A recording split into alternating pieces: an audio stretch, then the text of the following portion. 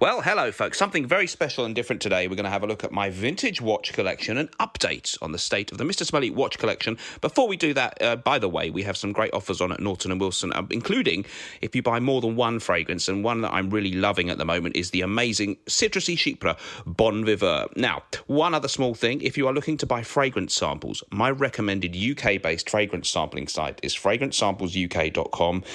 And you can go there and use the code Mr. Smelly 10 for 10% off. They're amazing.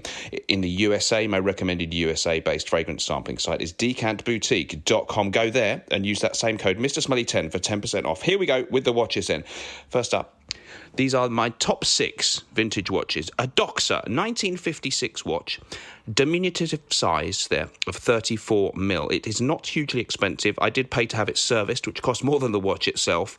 What I really like about this one is the beautiful dial configuration. It's got the 12, 3, 6 and 9, beautiful applied markers there, and a lovely yellow patina across the face of that dial there. I just love the old schoolness of it. The hands also are really, really elegant and beautiful. One of them has lost all the filling, and I love this, actually a bracelet from a completely different old watch, but a beautiful old style 50s or 60s beads of rice bracelet. So a huge fan of this Doxa. I find it's fine. I know people say 34mm, that's small, it's a woman's size. I find at 32mm, then you're getting a bit small, but 34mm, I find them absolutely great. It's hand winding, so you just hand wind it. There's no automatic element, but it's a mechanical watch, of course, and a real beauty that I honestly enjoy wearing and feel just as excited about as some of my more prestigious or expensive watches. But it is a Swiss-made watch. So, Doxa. Next up, we have an Omega, and this is the so-called pre-bond. It's a Seamaster Omega. This is the 40mm version, and it's quartz. As you can see there,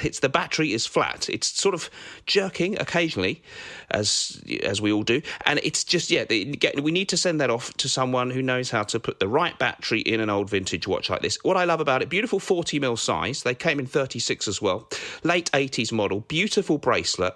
And I really love that integrated bracelet design on that one, Omega. And it's my only quartz one in the collection, which means it always tells the right time, except when the battery runs out every 3 or 4 years. I also love the yellowed markers and hands. And it has, of course, some similarities to a Rolex Submariner, but enough individual characteristics of its own that I really find it absolutely a beautiful watch to own. It sort of stops me wanting necessarily to go and buy a very expensive Rolex Submariner. And you can see the bezel there is, I think, one directional. I'm not using it to time any dives, though, so that's kind of by the by for me. But really, really beautiful piece of design from the mid to late 80s, and I love that one. Next up, we've got a Mido, and this one is called a Commander, essentially an homage to the Rolex Datejust. This one comes in a 37mm size, which gives it just a little bit more oomph, a little bit more wrist presence than the rather smaller 36mm Datejusts from Rolex. Again, that lovely champagne dial is the thing I like. I love the beautiful way that they do their logo there and the applied letters and stuff. And I really find the bracelet on this one actually beautiful too, a kind of gold effect bezel. Just love this one. I've taken it on holiday because it's not really valuable.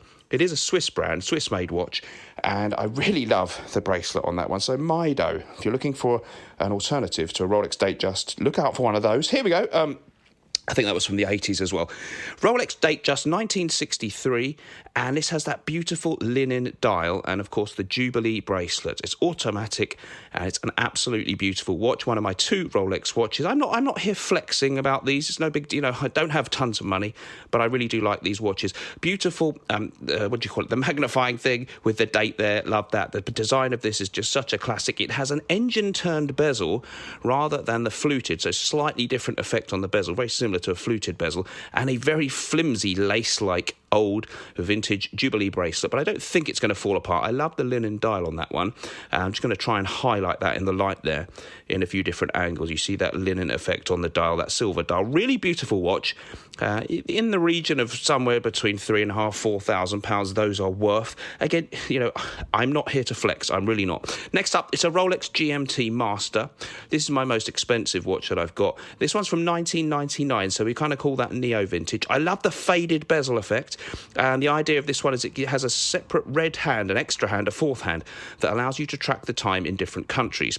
And you can do that with these by adjusting the dial. It's a GMT Master 1, and they work slightly different to the GMT Master 2s, where I think the hand can be adjusted separately. Here, the red hand is always moving in a certain way in accordance with where the other hands are, but you move the bezel around to track the time in Australia or whatever, if you're a pilot. Well, I'm not, so it doesn't really matter, but I love the look of this watch. Famous wearers include Dustin Hoffman in Marathon Man, had one of these, Magnum PI, and Che Guevara, and Fidel Castro. Moving swiftly on, we've got the Omega Constellation 1956 model. Does have a restored dial, professionally restored by Bill & Sons of Essex. Lovely, separately bought original Omega gold-plated bracelet, and this one is gold-capped, so there's a gold thing holding the case, but it's actually steel, the case, really.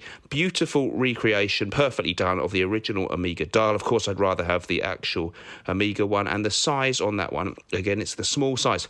Just, there's that gold-capped effect, and I like the drilled lugs there. Has that lovely symbol on the back of it, and this one gold capped, as I say. It's hand winding. No, it's not. It has hand winding capability, but it is also an automatic watch. So absolutely beautiful. Love wearing that one. Again, I'm fine with smaller sizes. Let me know what you think about my collection. That's my vintage watch collection. What do I need to get rid of? What do I need to replace them with? See you in the next episode, guys.